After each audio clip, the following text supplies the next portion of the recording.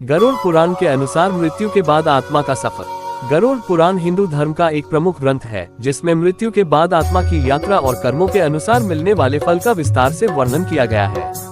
इसे 18 महापुराणों में से एक माना जाता है।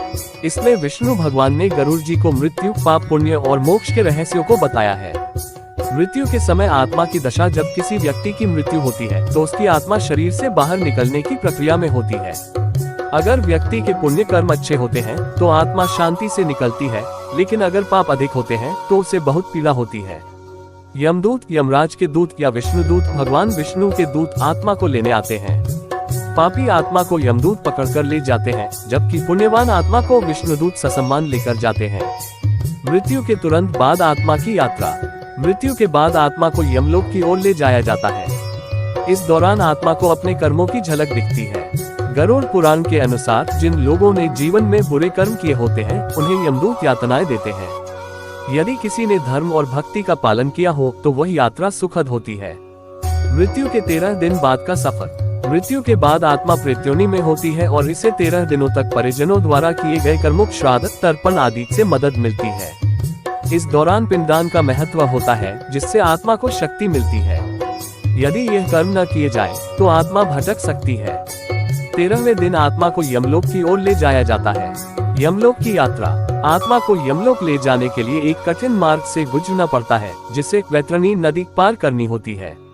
जिन लोगों ने जीवन में अच्छे कर्म किए होते हैं वे आसानी से इस नदी को पार कर लेते हैं, लेकिन जिन्होंने पाप किए होते हैं उन्हें इस नदी में कष्टदायक यात्रा करनी पड़ती है। गरुड़ पुराण के अनुसार पापी आत्माओं को यातनाएं सहनी पड़ती हैं। यमराज के दरबार में न्याय।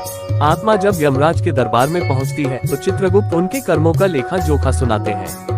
पुण्यवान आत्मा को स्वर्ग भेजा जाता है, जबकि पापी आत्मा को नरक में दंड दिया जाता है। यदि आत्मा को पुनर्जन्म लेना होता है तो उसे नए जन्म की प्रक्रिया में भेजा जाता है। आत्मा को नरक या स्वर्ग में भेजा जाना। अच्छे कर्मों के आधार पर आत्मा को स्वर्ग भेजा जाता है, जहाँ उसे दिव्य सुख मिलते हैं। पापी आत्माओं को नरक में भेजकर उन्हें उनके कर्मों के अनुसार सजा दी जाती है। गरुड़ पुराण में 28 प्रकार के नरकों का वर्णन किया गया है, जहां पापियों को दंड दिया जाता है। कुछ आत्माओं को पुनर्जन्म लेना पड़ता है ताकि वे अपने अधूरे कर्मों का फल भोग सके। निष्कर्ष। गरुड़ पुराण हमें सिखाता है कि मृत्यु के बाद आत्मा को अपने कर्मों का फल भोगना ही पड़ता है। यदि जीवन में अच्छे कर्म किए जाएं, तो आत्मा को शांति मिलती है और मोक्ष की प्राप्ति हो सकती है। इसलिए हमें हमेशा धर्म, सत्य और करुणा का पालन करना चाहिए।